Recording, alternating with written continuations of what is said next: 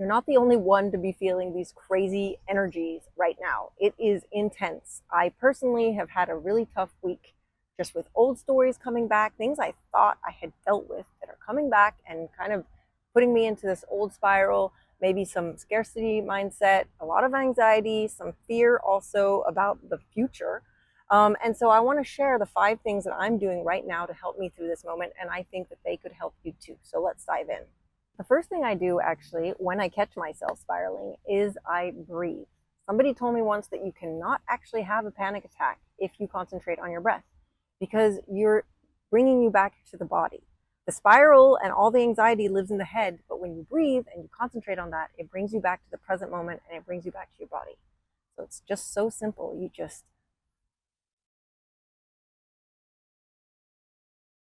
I do 3 of them.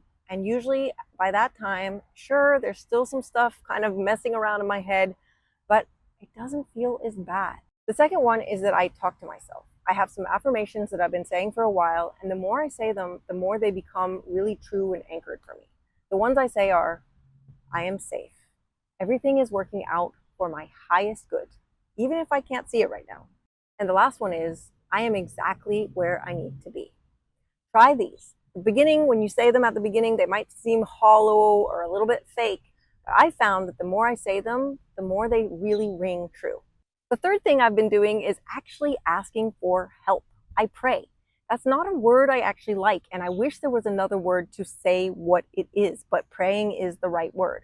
Because I was brought up religious, but then I kind of got out of it. Now I consider myself spiritual, but I still don't really believe in what I used to believe in. I don't even really know what I believe, but I do believe in asking for help. First of all, it's very easy. And second of all, it makes you feel better to know that there's something out there helping you, whether it is the source, energy, spirit, whatever.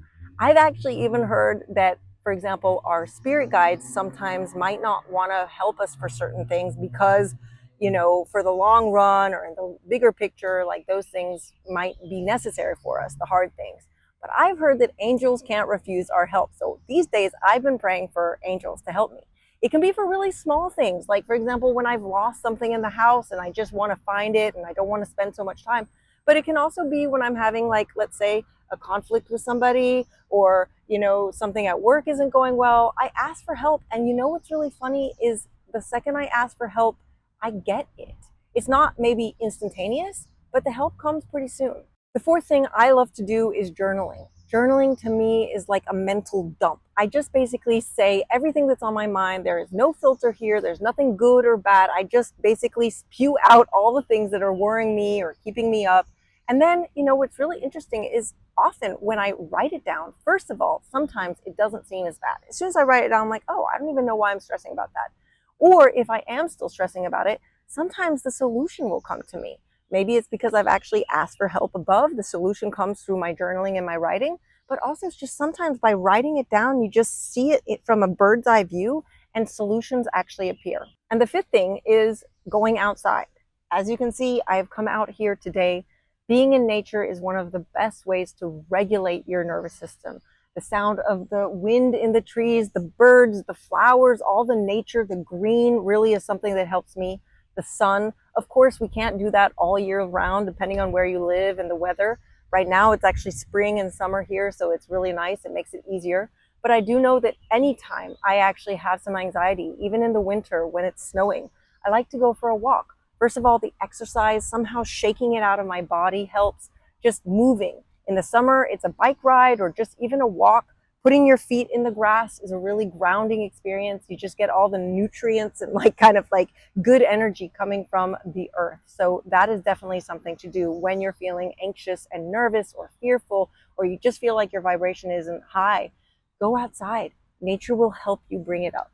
Somebody also mentioned that, again, when you're asking for help, you can ask for help from nature. You can ask for help from a tree, or you can ask for help from just whatever there is outside.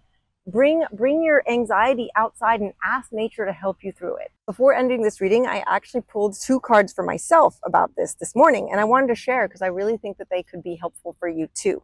So I pulled about having this moment of anxiety and fear and lower vibration come up, and I got the Four of Pentacles and I got the Mother of Pentacles. So interesting, two pentacles.